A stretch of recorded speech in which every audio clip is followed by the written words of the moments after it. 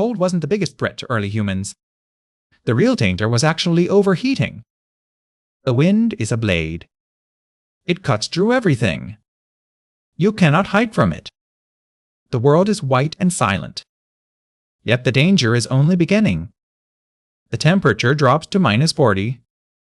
Your skin freezes in minutes. Your breath becomes ice. Every exposed inch aches.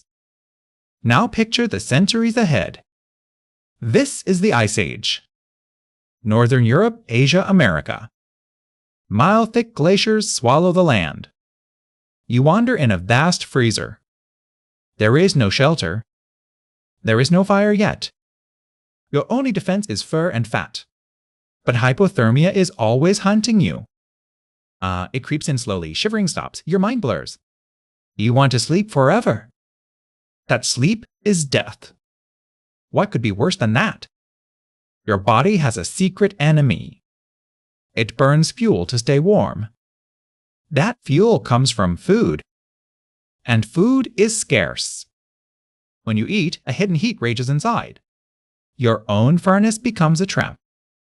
Yet the cold was not the real enemy. The real threat came from within. Your body must work harder. Every shiver burns calories. Calories you do not have. Hunger gnaws at your stomach. Your muscles weaken. Your thoughts grow slow. The cold steals strength from within. You need fuel to generate heat. But fuel is missing. Your own tissues become fuel. First fat, then muscle. Starvation sets in. Then hypothermia finds you faster. The body's furnace consumes itself. Why does this matter? The enemy lives inside, not the wind, not the ice. Not the long dark. The enemy is the furnace you cannot feed. You follow the herd, hours of running, your heart pounds, your muscles burn. Blood rushes to every limb. Your core temperature climbs. But it's -30 degrees, snow crunches underfoot. Wind rips across the plain. Your skin should be freezing. Yet you feel like you are on fire. That is the irony. You cannot shed the heat. Your body has layers of fur and fat. You wear animal hides, they trap warmth. Now they trap too much. Sweat would cool you. But here, sweat freezes. Ice forms inside your clothing. Insulation turns into an oven. Your temperature keeps rising. But heat is the real enemy. Here is the real fact. Humans can overheat at -30. It happens in less than an hour. The body produces more heat than it can dump. You cannot sweat fast enough. Now consider this. Doctors call it exertional hyperthermia. You know it as heat stroke. Your brain cooks. Your vision blurs. Your legs stop working. Worse. This kills in minutes, not hours. Cold takes time. Overheating is instant. Imagine that paradox. You drop to the snow. You are still shivering. But your skin is hot. Steam rises from your body. Your blood boils inside you. The paradox is complete. You burned alive while freezing. Your own heat became the killer. The tribe does not expect heat. They watch for frostbite. They check each other's fingers. No one checks the forehead. Yet who looks for heat? A hunter collapses, strong, young. Schacter in sweat that is ice. The others think he is cold. Ah! They pile on furs. They build a fire. They press close. Now the damage is done. That is fatal.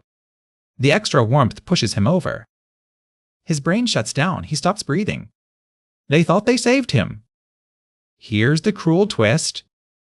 Heat stroke mimics hypothermia. Hot skin becomes clammy. Confusion looks like shivering. Signs are opposite.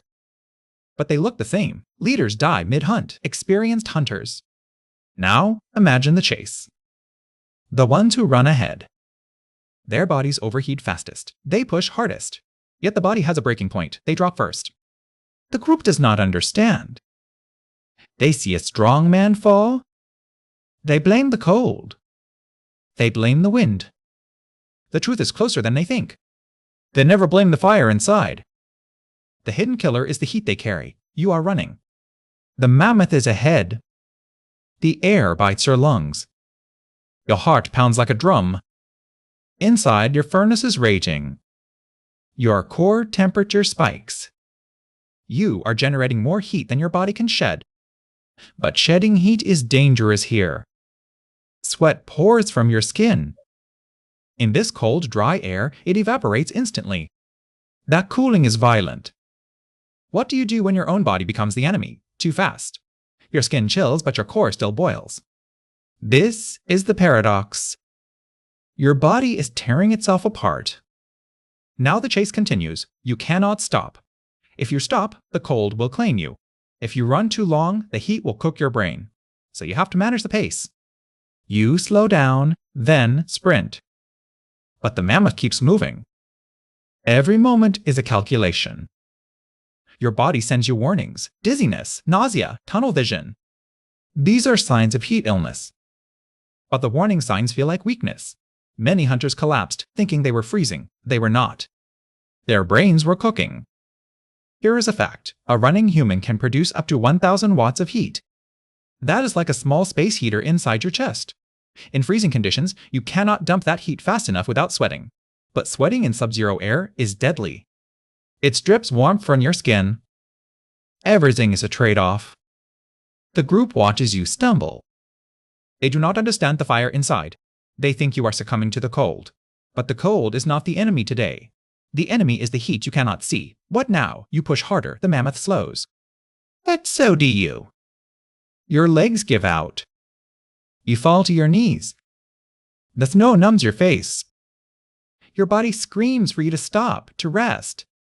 But rest means death. You must get up.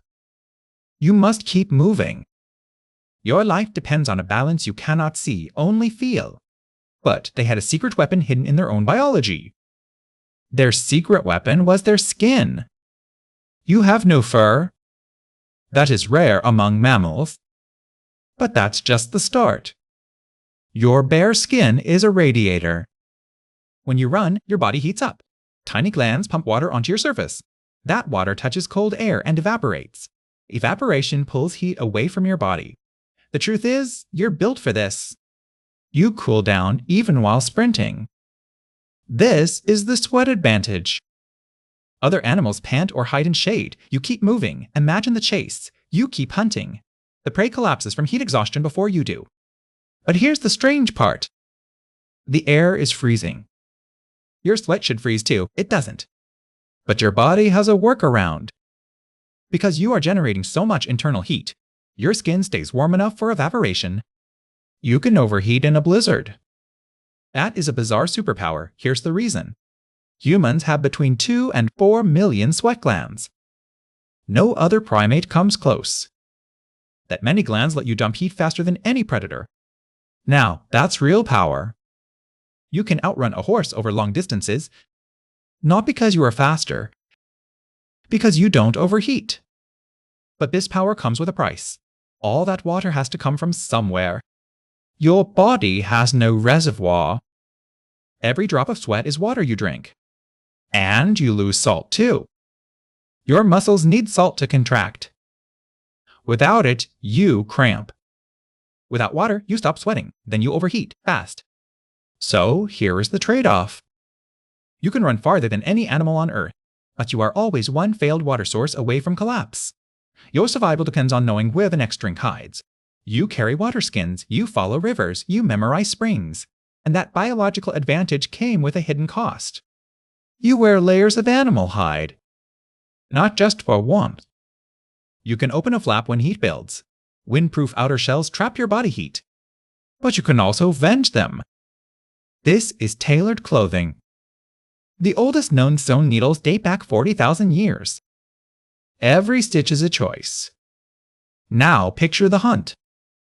Hunting together changes everything. You no longer sprint until exhaustion. You drive herds into narrow valleys. How do you coordinate? Or over cliffs. The kill happens fast. You conserve energy. You avoid overheating. A single cooperative hunt can feed a band for days. Yet fire is transformative. Fire becomes your mobile furnace. You carry embers and a horn. You rekindle at each camp. Imagine the energy saved. Fire lets you cook meat. Cooking saves digestion energy. Your body stays cooler longer. Picture their homes. Homes are dug into the earth. Mammoth bones form the frame. Height covers the roof. These semi-subterranean shelters trap warmth but remain ventilated. You can sleep without freezing. You can also cool down by stepping outside.